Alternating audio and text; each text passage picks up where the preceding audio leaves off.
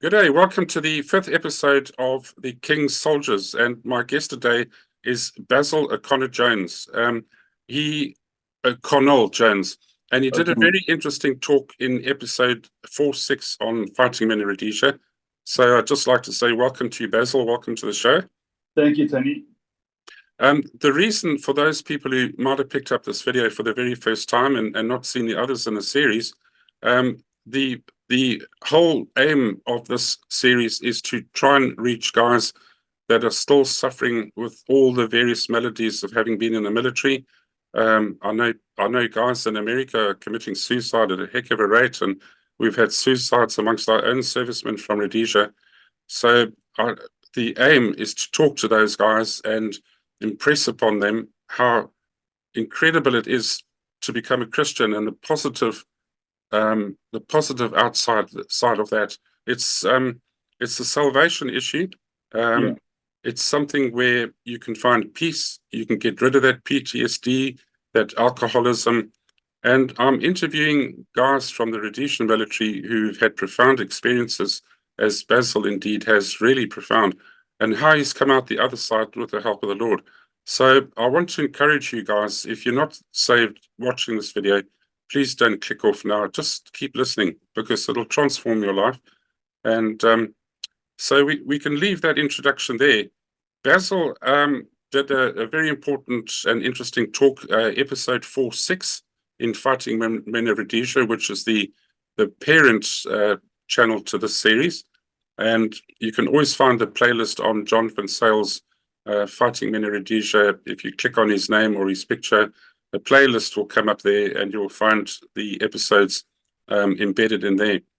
So, Basil, in the context of that episode that you did, number 46, tell us briefly about where you were born and raised and how you ended up in the army.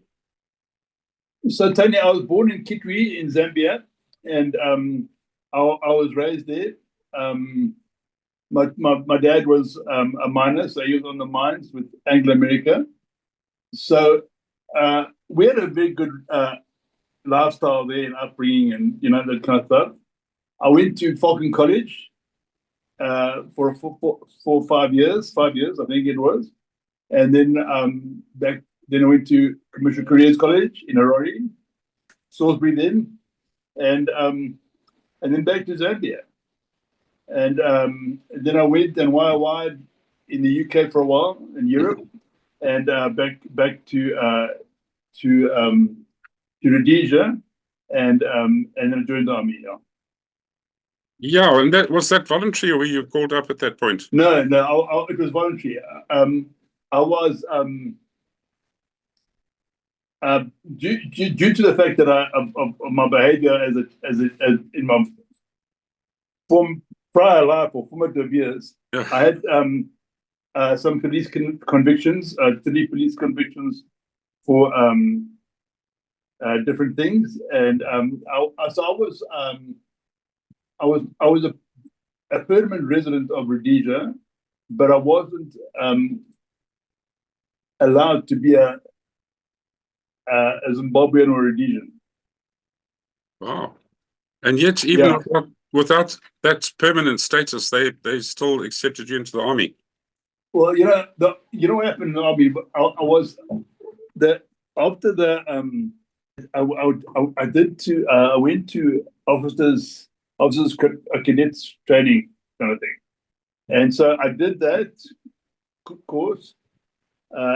As you know, the whole story, just to sift through the guys, and so I was failed by John Hickman and whoever else was there in the room, and there was a captain there who was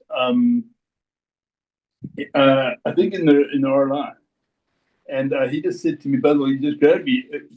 He said, "Come, I want to talk to you." And he said, "Why don't you join the RLI?" And he signed me up right in there. Wow. Into RLI, that was in 75. Early in Zambia, 35. So I really didn't know what I was doing, honestly, Tony. I was a civilian.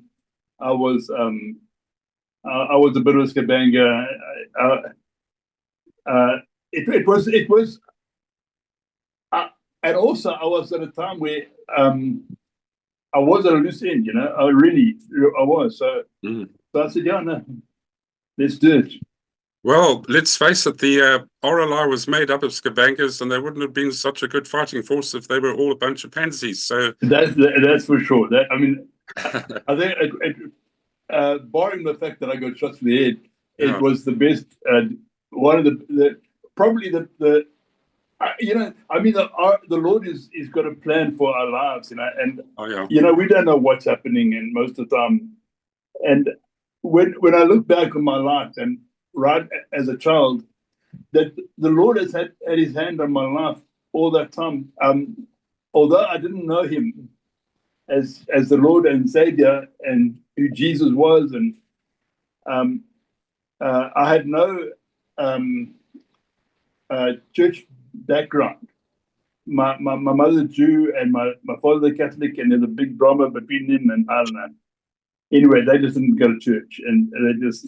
So I recall twice I went to church as a youngster, but at Falcon College every day, every morning.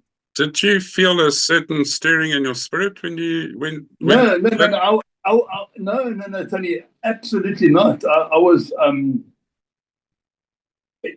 just up for anything, and I was just just a handful, Yeah, that's incredible.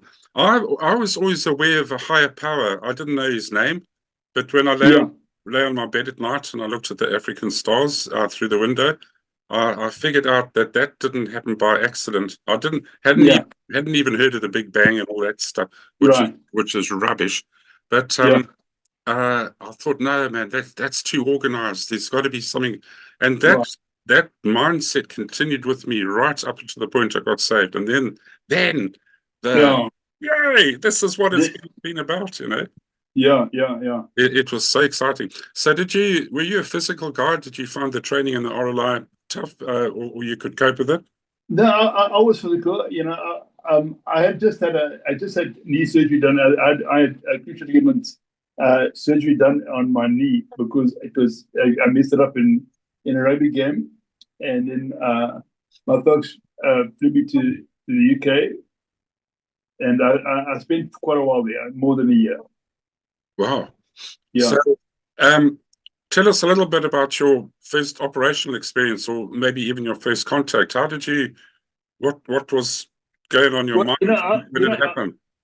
I was from school of infantry. They RTU'd me to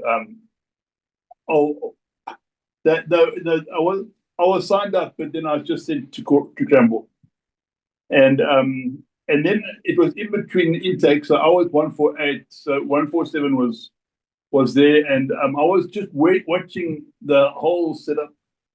But the first time I went into the army barracks in my life, just to go into Cranbourne barracks, and I had long hair and had jeans on, and I wasn't a soldier, like none of us were, and I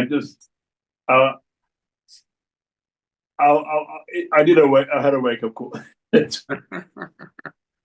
I found myself in Musa Rasmussen's office, and he was just spitting and shouting and screaming, and had a pay stick under my chin, and next thing, all my hair was gone, and I was sent to the quartermaster store. Came back with a whole bunch of kit that was too big for me, and and it was just a drama. And I remember I went to the change rooms, into the dormitory, and I looked at myself in the mirror. I thought,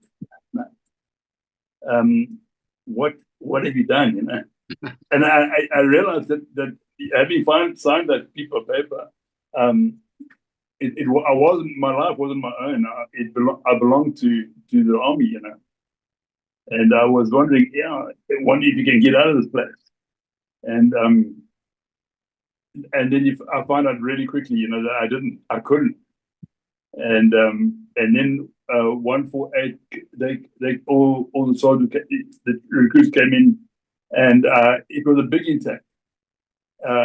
In those days, because it was 148, 149, 150, which was a cracker. But yeah, so a lot of guys just bailed out of the. But for me, no problem. No, I had a bit of issues with my knee, but I think just ran into the ground and just. But I like the army. Yeah, you very quickly start to get the support from your mates. That comradeship is developing. Absolutely. You're working as a guys, team. In first phase, a lot of guys just bail out because they can't take it. And they're not. Well, I don't know. I'm not just saying that. I'm just. First phase is just a selection, kind of deselection, whatever. Yeah. And if you can get through first phase and go into second phase, third phase, no problem. Yeah, I just found the road runs and the battle marches. I've got undersized lungs for my body, and I struggled at school with getting fit for rugby and athletics and all that. And I dreaded those flipping road runs. I was breathless the whole way, but I was darn determined to finish. And Yeah. I think that's what it is. They're looking at your determination and that type of thing, That's all, Tony. That I think that becomes clearer in second phase, or for me anyway. Second phase, third phase, because they're looking for leadership. They're looking for that kind of guy that's ready to go, and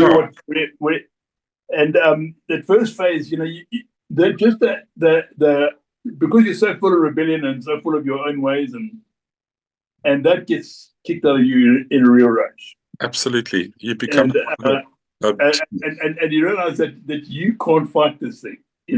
This is bigger than you, and it's gonna break you, or you're gonna bail out.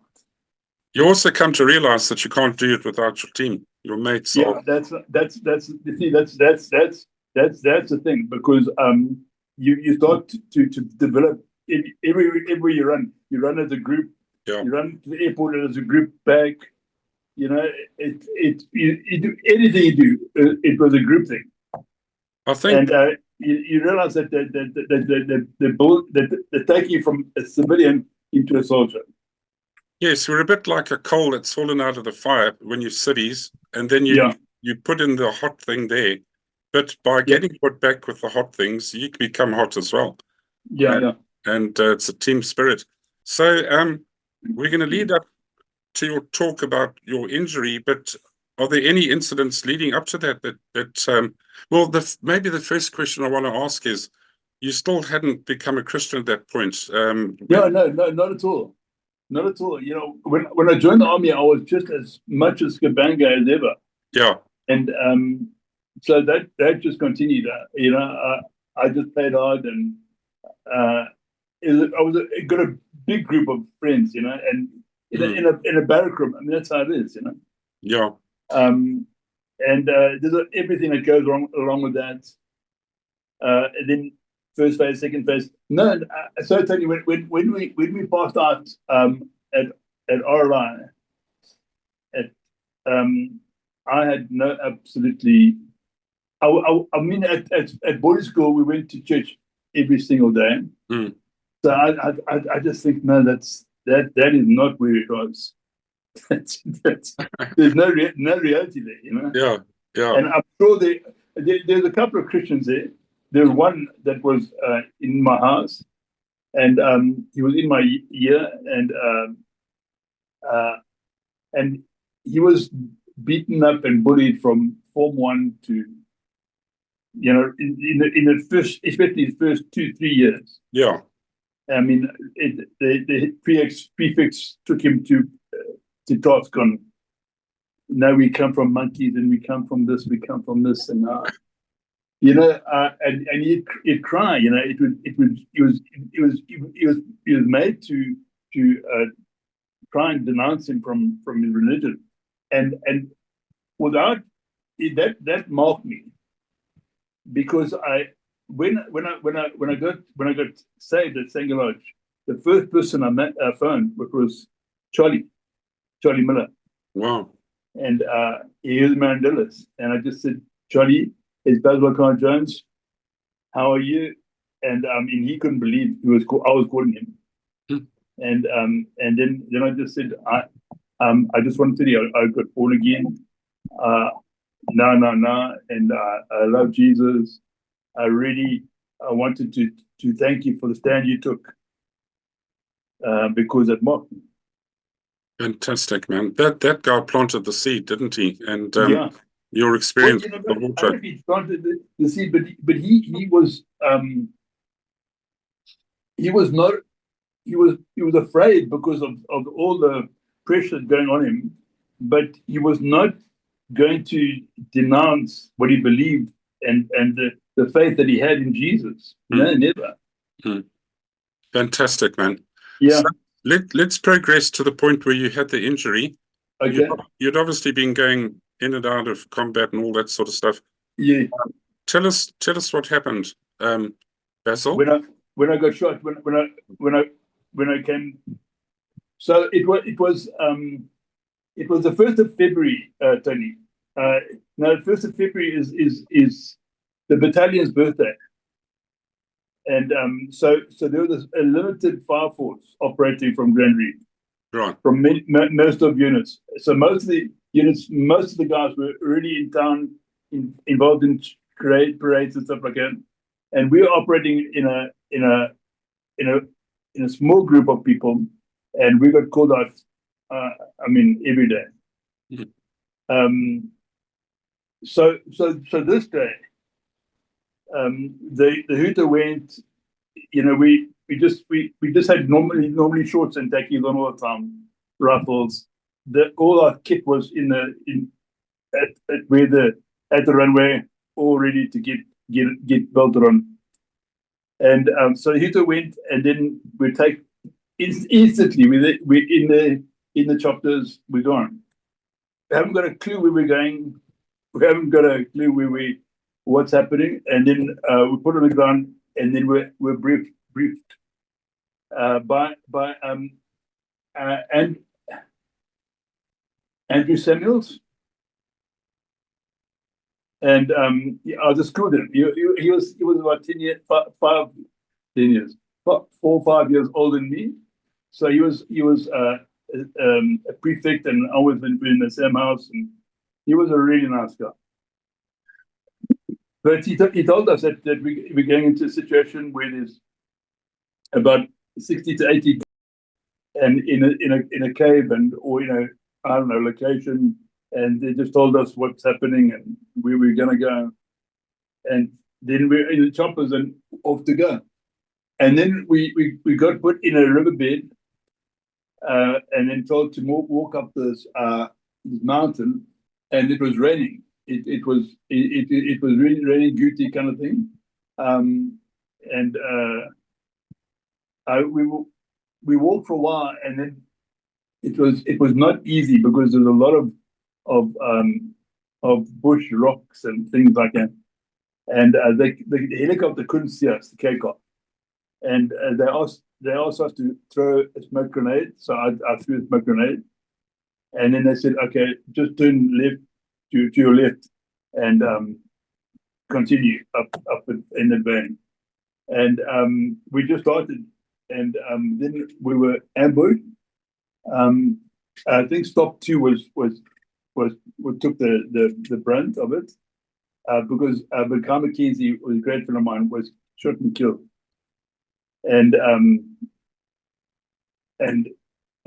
at the same time, me and a friend of mine, Richard Brad, we went into a cave where we did a big pot of nyama and salsa and whatever, and some nannies were just cooking the stuff, and they knew that they were compromised and they were in trouble.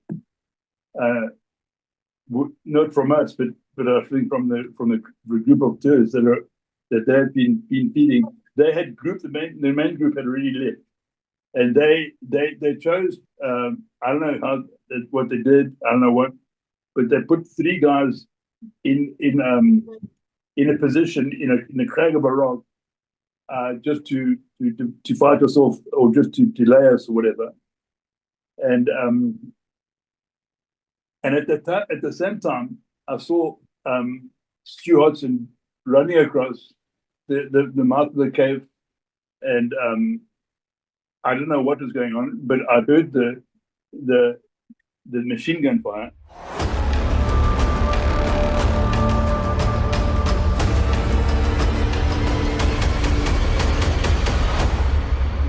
You never knew what to and then we regrouped, and then Trevor Hodson told us, he said, "Listen, guys, some guys been killed, so Baz, you and Richard go this way. I will go this way with another troopie." So I didn't think anything of us. Me and Richard took off, and the rest is a hazy thing, because I don't remember much. I came out the mouth of the cave, and then obviously I was shot through the head. And the bullet went through both hemispheres of my brain. It was the most insane time. I mean, the pain and the war and you see, because as soon as they open up on me, then all the guys saw where they were, and everybody started shooting. And I was lying on the ground, and I couldn't move. I could see my rifle lying from me, and I knew I was dying. I didn't want to die. I just wanted to somehow live. I wanted them to get me out of there, and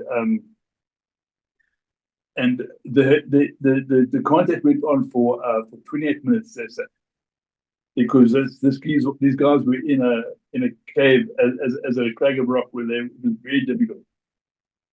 They got it, but I was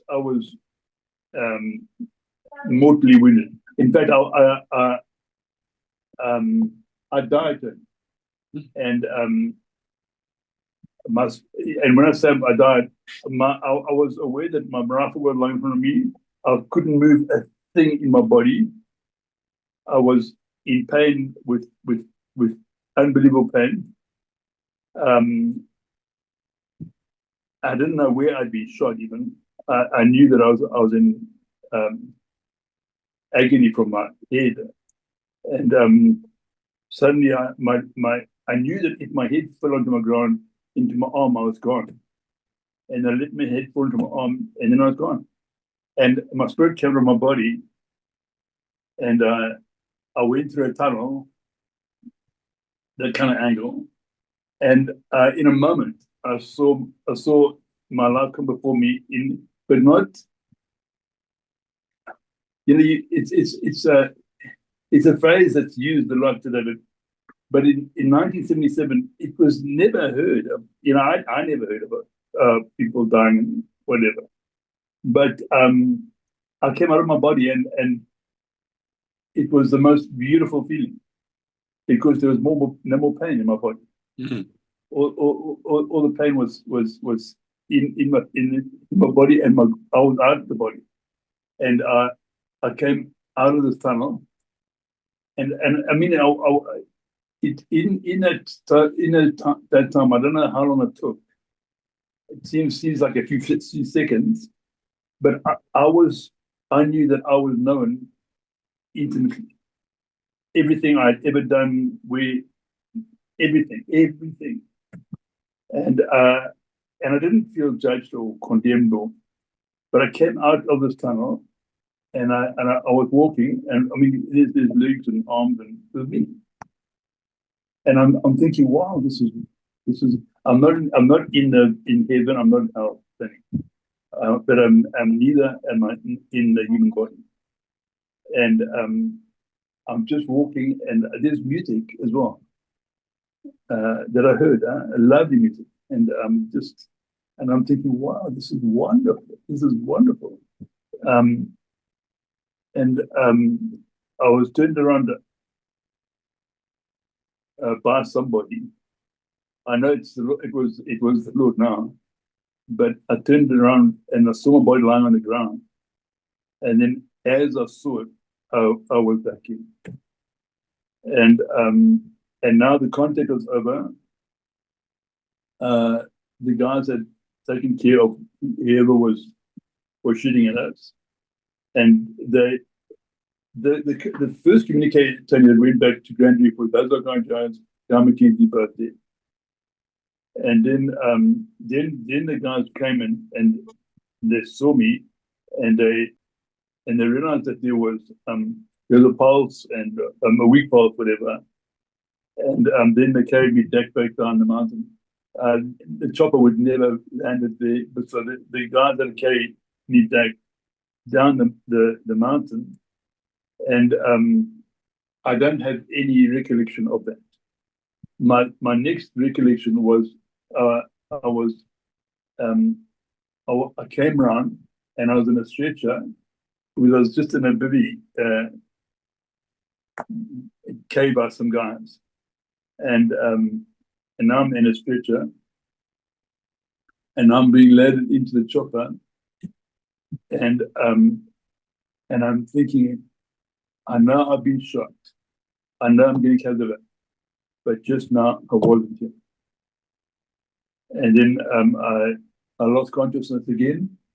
There's a lot of stories backwards and forwards that happened. I don't know anything about that. And I was taken to Andrew Fleming first the chopper took me to Grand Reef, and then by fixed wing to New Serum, and then the story. And then Octolani was there. He was the neurosurgeon, and he spoke to my mother, and he said, your dad, your father, his son has been injured badly, and I don't know if you will live. We don't know if there's I mean, the bullet went through both hemispheres of his brain. So, the X-rays say to us, you'll never walk again, you'll never talk, you'll be like a vegetable. And what would you like us to operate? And then so my mother said yes. And then obviously they operated and they did what they did. And the bullet went that way through. Yeah, not that way. From Tony, from the top of my head, yeah. Yeah. And came up the back of, so it went through here and came through the back. Wow, man. And totally removed my motor section, speech section of your brain. And yet, there's very little evidence of it on your head at the moment. It's remarkable. No, it's there. I've got a plate on my head now. I've only waited for 8 months for the swelling to go down. Jeez. And then put a plate in my head and cleaned up it. No, it's fascinating. I've interviewed the medic, Daryl Leith. Yes. That was assigned to you at the point of that incident.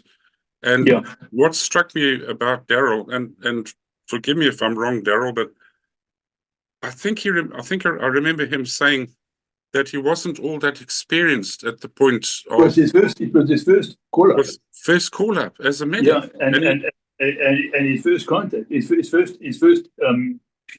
thing.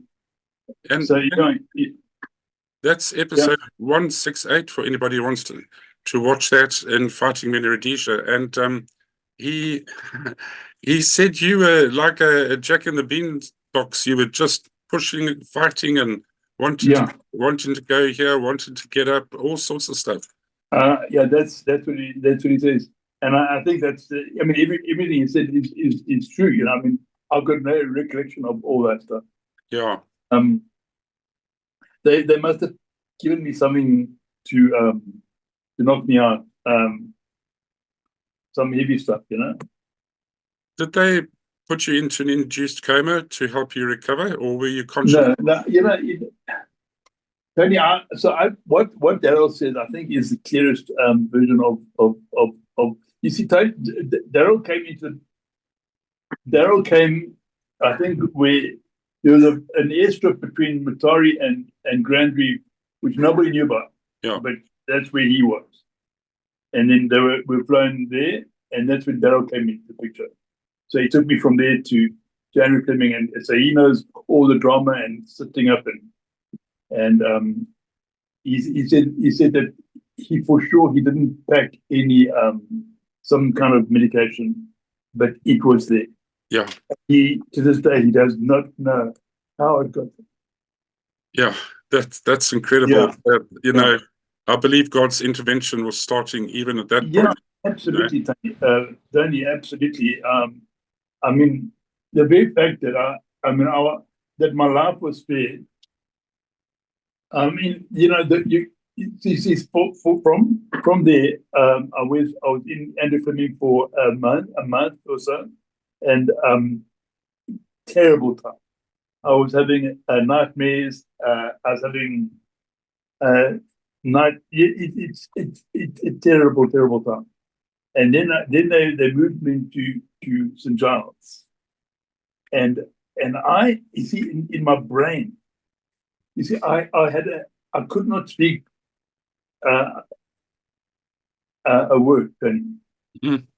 So for like 6 months, when I came out of ICU, my dad was there, and so I must have opened up, my eyes. Maybe I was induced. I'm not sure, but I opened up my eyes and I saw my dad, and he just said, "How are you, my boy?" And I asked him, said, "Dad, where is Guy?" So he said, "He's dead, my boy."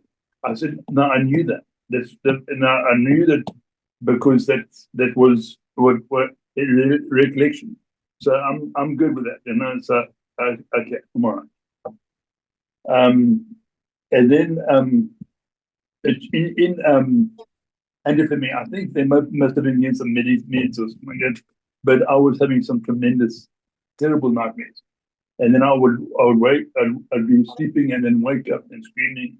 And in these nightmares, I was seeing different people, and it was demonic. Yeah. And the one was recurring. It was a picture of Guy, but really messed up, and it was demonic. It was another word for it. And then I didn't know what to do with it because I couldn't speak to anybody. I couldn't speak to anybody. And I just confronted that nightmare. I just said, "Guy, I know you did. I'm good. I'm allowed. Leave me alone."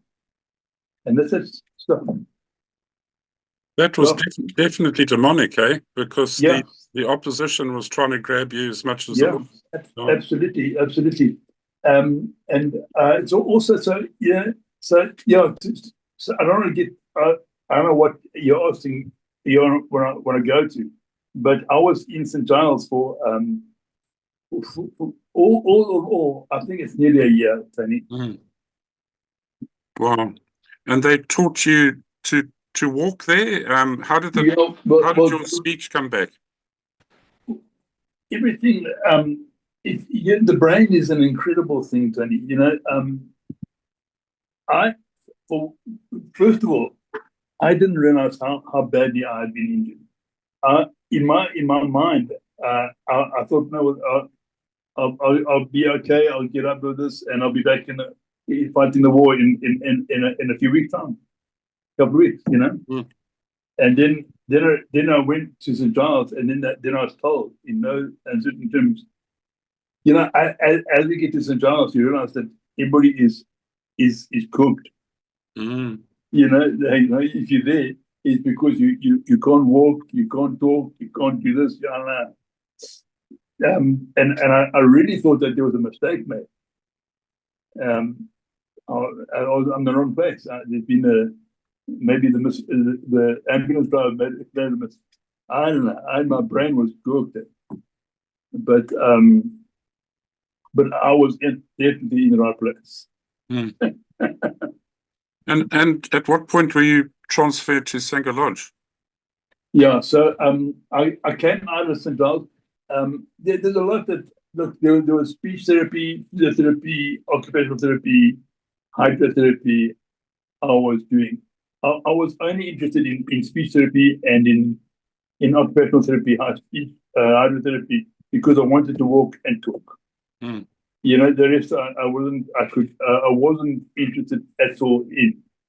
That had to come later, and so that's what I focused on. And when I think it took me about 10 months just to stand on my two legs without balance, you know, Mm-hmm. and with plasticasts behind my legs and being bopped up with bandages, you know, so that I could just take a couple of steps between parallel bars. It was very difficult. It was extremely difficult. So I went to Sanger Lodge first time. I went to Sanger Lodge, and I met Dick Basil and some guys, and it was okay, you know. It was no great shake. The second time I went there, that I was living in Mandela. My parents had the three monkeys in Mandela. Oh yeah. And that was hectic. I think that was the best thing that ever happened to me, Tony, because the 3 monkeys in was the best therapy I could ever have had in my life, because everybody wanted to talk to me and find out what happened to me. And although I couldn't not talk properly well, I was dyslexic, speaking, reading, writing, whatever. They all spoke to me. They all encouraged me. They were buying me drinks and this and that, and girls were there. There was a lot of schools there, and all the schools there was about 32 rooms were at the Three Monkeys. So people stayed there and got fired up there, and so and so my dad was running the place and owned the place, and my mom was really doing the whole thing. But my dad and I were just chucking down the beers all day, all night, you know. And it was just the most. It was a time for me, honestly, Tony. It was the best therapy and the best. For my parents built parallel bars right around the back of where their room was, where mine was, and I was determined to walk, Mm-hmm. and yeah, and I many times my dad and I were the last ones in the pub, and you know he was shot through the hand when he was 8 years old. So he's got one hand that's got it's just like a claw. And so he couldn't help me properly. But anyway, he'd do his best, but we'd fall down a lot. And then in the morning, I'd get a lift through to the barracks, Cranbourne, and then just do gym with the guys, you know, and do all kinds of things. I was in a pool. I was in a pool a lot, or a pool. So I just swam backwards and forwards. Fantastic. So that was all good for me. And he was also training up a swimming team. He was a butterfly champion himself, Sid Gibbons, and I led him to Lord. I led so many people to Lord in those first days. I couldn't not speak about Jesus, Tony. I told everybody about Jesus.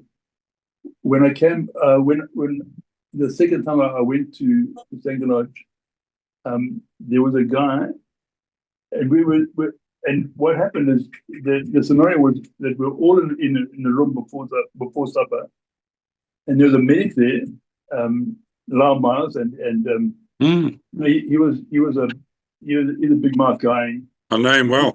He's so you know what I'm talking about. Yeah, larger than life character. Yeah, he had been saved a couple of years, and him and his wife, and he told me his whole story, you know? And also he told me about Jesus and this and that, and I just threw questions at him, you know, and he answered me, you know, and while he was talking to me towards the end, because it was about 3 hours long, he's talking to me, and suddenly I just find myself no longer answering questions and just aware that I didn't know then that the Lord is here. Mm-hmm. And so then he pushed me in. I was at that stage in a wheelchair, and so he pushed me to my room, and then I just get on with it, and said good night, you know. Mm-hmm. So he was going to be there for a few weeks, and I'd be there for whatever. And that night, I got undressed. I used to wear a 38 special wherever I went, and I put the gun on my pillow, and I was in bed, and I was thinking what everything would be talked about, and I just said, "Oh, I'm just such a mess. I'm such a mess." And I just said, I remember I called out to the Lord, and I said, Jesus, if you can save me and do a miracle in my life, I don't know what I prayed, Tony, but from my heart, sincerely as I could, and I was, I was undone. The first time I was weeping, and I didn't know why, but I just kind of there was a release, and I fell asleep. And in the morning, I woke up and I knew that I was a totally new person. Oh, and I couldn't believe it. I had a bag of dope in my locker. I took it and I flushed it down the toilet. Nobody spoke to me about this. Everything changed. I didn't want to drink anymore. There was a girl I was seeing. I didn't want to see her anymore. Everything was changing, you know. And Lau went to Rory, and he said, "Listen, just when you come back to Rory, you call me, you know." And obviously, I did that. And so when he left, I wanted to go as soon as I possible can, because we're talking all the time, every day, and every afternoon, every evening about Jesus, and that's all I wanted to hear. And I couldn't read at the time. And the girl was Dick Page's wife is Anne, and Anne said, "Basil, listen, take the Bible, the huge Bible, and a children's Bible, and illustration, the pictures, saints, and giant print." So I just got hold of that guy, and I just read it. And I just believed everything, from the story of creation, every story of the Bible, and it was every afternoon we'd go into our rooms and we'd go and rest. We'd be doing gym or coming swimming or something like that in the morning hard, and then couldn't wait to get into my room and read the Bible. And I just believed everything was true. Didn't ask any questions, and I couldn't wait to get back to Mandalas and tell everybody about Jesus, because and my parents were especially, because I couldn't wait for them to hear about what Jesus had done in my heart. And I was so shocked because they would tell me, Baz, you keep that yourself. And, but it's like that. I mean, my sister as well just gave me hands off, she said, back off. And Craig Nordie as well, that's her husband. They've been married for as long as I have. So a little bit, we've been married for longer. But Craig was a evolutionist and big thinker. And he told me there's a big bang in this.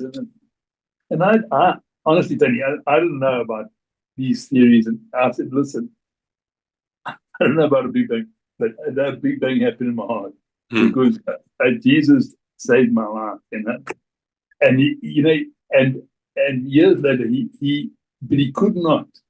He could argue with me, and we did argue a lot about, because I wanted everybody to get saved, and my family as well, especially. And my sister, she was sick. He got sick, and they didn't know what was wrong with her, and how to treat her. And then a friend of ours, a mutual friend of ours, a girl phoned me and said, "You must call your sister because she's not well." And I took out my car and I drove to Rory, and I went and prayed for her, and the Lord healed her. And she never said a word to me about that. But she did. She started going to church. She got saved, and then about 2 or 3 years later, my brother-in-law said, she said, "I think my sister, why Craig? Why did you come to church with me?" He said, "No, And eventually he did. He went, and the church was in Harare. It was Peter Griffiths, and he was just a.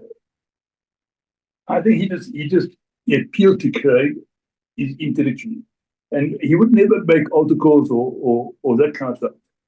But Craig, you say to people, if you want to speak to me more, I'm going to have coffee in my study. You can come and join me. And Craig went into the study, and so Peter gave him a book, an historical book called "Who Moved the Stone," or I don't know. But anyway, this book, it absolutely confronted my brother-in-law, because suddenly he was challenged by the fact that, hold on, this is an historical evidence that somebody moved the stone, huge stone. Yeah. The soldiers were lying down. Yeah. And anyway, he got said. Yeah, it was the death penalty for those Roman guards if they let anybody get in there. That's right. And there's no way they would have let anybody in to get him. That's right. That's right. He rose. And there's a whole lot of stuff that I didn't read the book. I mean, I was saved. But the amazing thing is that nobody, when you were becoming born again that night, nobody told you to give up drinking. Nobody told you to do this. It was a change on the inside. Yeah. As I've said in the other 4 episodes, your life can't change until your heart changes. That's it. Psychiatrists can help fix up your mind a bit, but they can't change your heart. No, they can't. And that's a remarkable thing when the heart changes, and it's a spiritual thing. It's not physical. That's it, Tony. And it's a miracle. I always say, I refer to it as a miracle because it's the miracle of the new birth. It is. I thought initially it was a decision, but then I thought, well, no, it's not.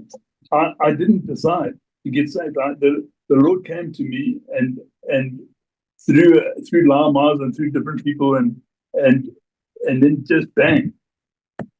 And I got saved, and I don't know why.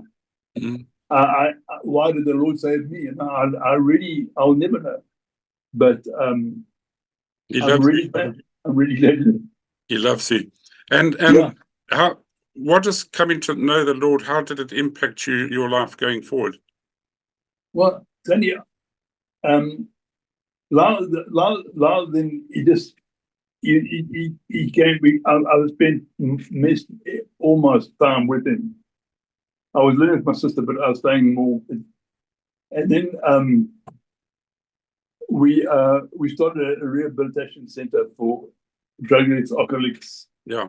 And he had a house and he sold it, and I had a house and I sold it, and we put the money towards this huge house in Melbourne. Oh, yes, I know it well. And we called it Bread of Life. And we attempted to rehabilitate alcoholics, drug addicts, etc., etc., etc. And at that time, I was getting more and more invites to go down south, all the schools in Aurora, and then doors opened more and more to go to South Africa, and I was sharing my story everywhere and at assemblies. This was in 89. 89, yeah. I got and youth camps. I've shared my testimony so many times, and my wife shared it more. Yeah, no, she's good, man. And it's a remarkable testimony because the Lord found you. He probably had a huge impact on the healing of your mind, your spirit, your physical body. It's yes. remarkable. It's a wonderful testimony, man. I mean, you suffered brain damage that should technically have been totally fatal. Absolutely. Wow.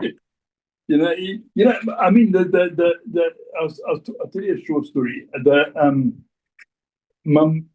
I wanted to speak to my parents and tell them that when I was shot, I died. But obviously I couldn't articulate anything. So, but I think my mom started to realize that I was trying to say more. Because the army guys would come and say, "Hello, and this happened and this happened," and and I knew that had happened. I was closer to all of them, to the action as I wanted to know when I died what happened, but I couldn't. They couldn't understand that. But my mom picked it up, and so then she bought an article in Reader's Digest in 1977 called "Life After Life." And this article speaks about people that had out-of-the-body experiences where they had died on an operating table, seen surgeons and putting paddles and back to life, car accidents, people, just different experiences. And when she read this to me, I said, yes. And it was such a relief to me because I knew that I wasn't the only one who was experiencing, Oh yeah. So that was wonderful. I think the most famous one is the guy who died from the box jellyfish in Australia. Yes, he was dead for 4 hours. Clinically dead, no heart, no brain, nothing. Yeah. And his mother was sitting beside him the whole time praying for him. And he had a marvelous time up there. It's very interesting. I've listened and watched a lot of those episodes on TV. What is interesting is that guys who experienced what you did without knowing the Lord, they couldn't recognize that figure that was guiding them or talking to them. No. I've noticed that in every single episode where the person died as an unsaved believer. Amazing.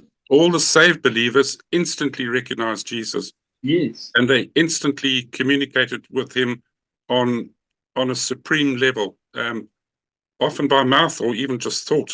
And the one thing I've found amazing in every testimony is that the flowers almost like living entities, and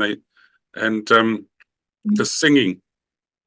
Do you need to pause for a minute? No. My wife saying that I'm a spook. Come, Miss Tony. Yeah, for you can.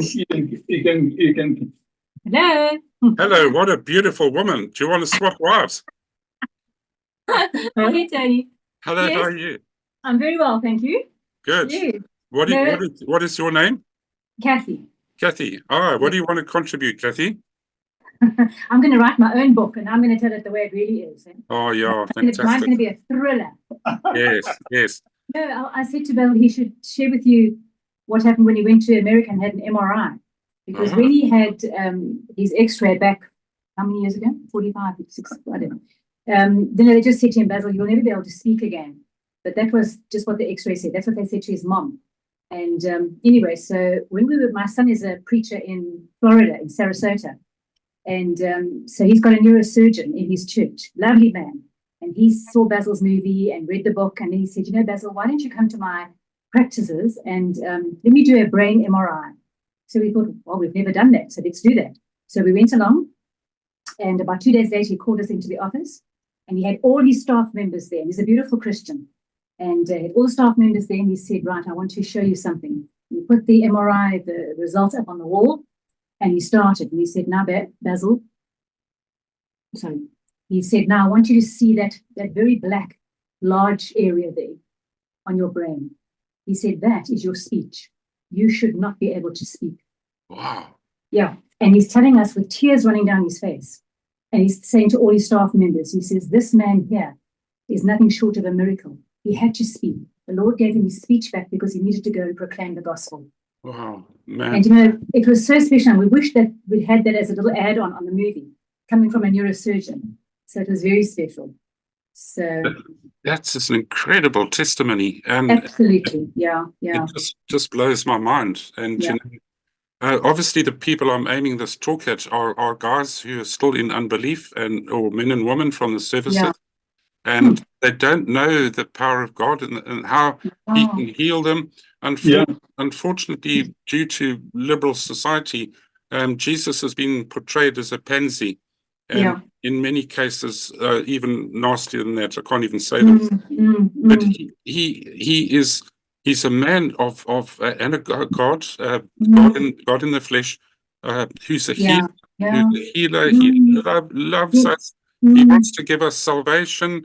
Absolutely. And I'm saying to the guys and the ladies, please give him a chance. Let him come into your life and heal you of PTSD and Tony, if it wasn't for Jesus and the power of the cross, we would have never been together. Never. I mean, we're 46 years married. No, and I remember on our 40th anniversary, I was at the shops buying Basil a book on birds. And so I couldn't, while the lady was wrapping it, I said, let me just go to Cardi's, I want to get a card. I came back, she said, did you find what you're looking for? So I said, yes, I was looking for a 40th wedding anniversary card. And now there are a few people at the till, and this young girl behind me, she says, a what? I said, a 40th wedding anniversary card. Oh, she says, don't be ridiculous. Those things don't exist. So I said to her, I hear what you're saying, but I said, I want to tell you something. It's my 40th wedding anniversary. And she said, oh, my word. Well, before you go, could you tell me your secret, please? I mean, for me, it's just launching pads. So I said, absolutely. I said, let me tell you, if it wasn't for Jesus, I would have had my Nikes on years ago and run for my life. Because I said, it's only Jesus that has kept us all these years and will continue to keep us, because we don't live for ourselves. Our lives are given, our lives are broken, our lives are poured out. And I said, for myself, I said, my husband's disabled. I said, I have had to dig very, very deep into the reservoirs of God's amazing grace, time and time again. And if I didn't have that, it's impossible, because life is too hard, too difficult.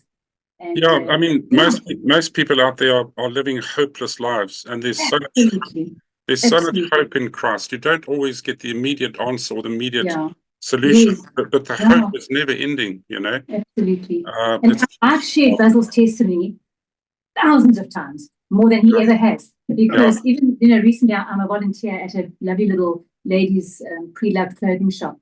And so I only work 2 mornings. So they always ask me, oh, do you work here every day? So I said, no, only twice a week. Oh, why is that? So, well, my husband's disabled. Oh, I'm terribly sorry. What's wrong with your husband? Well, he was shot in the head. Oh, he was shot in the head. Yes, oh, wonderful. Oh, my goodness. And I said, no, he died. Oh, he died. I said, but he's still alive. Jesus gave him a second chance. So honestly, Tony, I can preach the gospel twice a week, every week. It's wonderful. It's incredible. I love it. I always ask the Lord, if I go somewhere, who can I talk to today? Well, I went into hospital recently with a heart condition, and I had to sit in A&E for 9 hours before a doctor saw me.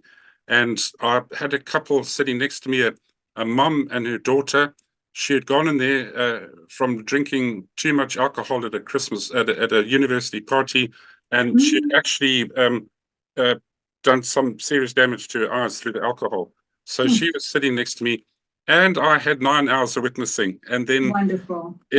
I almost led them to the Lord, and she was a heavy evolutionist, and I explained to her all the rubbish. Yes. I've got all the answers to evolution. It's a complete and utter lie. Yeah. And just focus on this thing.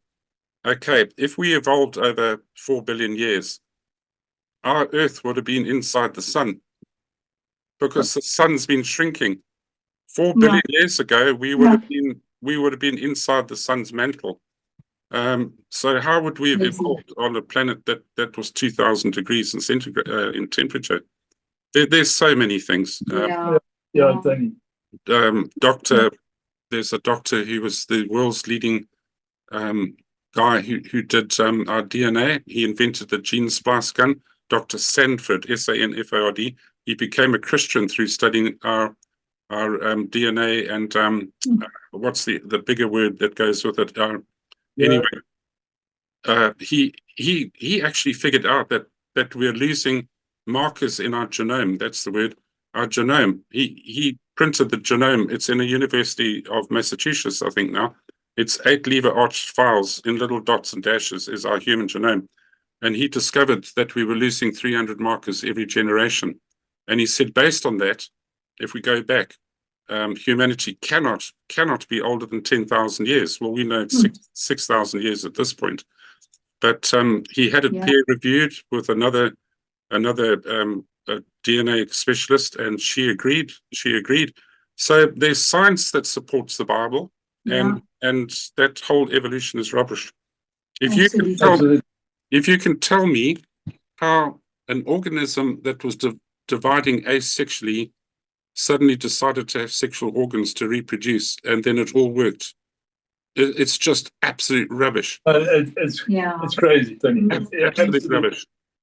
And so my way of getting the ball rolling, I'll go to a coffee shop and I'll just say to people sitting next to me, do you believe in evolution or creation? It's as simple as that. And they all say, oh, Christianity's rubbish. And then I'm in there like eats and all. It's lovely witnessing. Wonderful opportunities. Yeah, it is. And I'm praying, and my desire is that guys and ladies who are still in the pit to please accept Christ as their Savior. Just when it's the right time for you to do it. And time is short, and the days are getting darker and darker. Time is very short. The Lord's coming back imminently. Amen. Hallelujah. Tony, where do you stay in the UK? In Salisbury. I'm in Salisbury, Mud Island, England. Yeah. Okay. My sister's in the UK. The Brits that listen to this program can't stand me calling it Mud Island, but I'm only telling you, if I walk out the back door, I'll be sliding in it. So yeah. Wow. But it's, the Lord's been gracious to me very much so. I came here after losing millions of dollars in Zimbabwe, and I literally slept in a shed here looking for a job. But he sustained me and my wife and everybody through the move. He's just been incredible. Incredible. Yeah. Every year, saying. Yeah. I find that most people can't concentrate for more than an hour. We've been going an hour. So you've been going for much more than an hour. You've been going for 1.5 hours. Oh, how's that then? You see, when you're talking about the Lord, you lose sense of time. And that's what eternity is all about. Most people can only go for about 10 minutes. Exactly. I'd like to end this talk as I do, and everyone is invite people to come to know the Lord. So I'll just finish off with a prayer. For any of you who are out there who don't know the Lord, and you've listened to this and you've decided, well, this is something that I want to do, it's something that I'm interested in, you can say a very simple prayer and you will be born again. And so if you'd like to follow me, I'll go through that prayer and then we will end the tape. Father God, I've listened to what I've heard today. It's touched me deeply. It's touched a chord in me. My life is still a mess. And I just want you to come into my life and save me.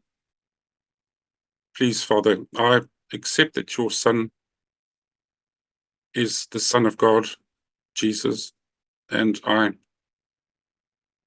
repent of my sins, and I want to come into your kingdom.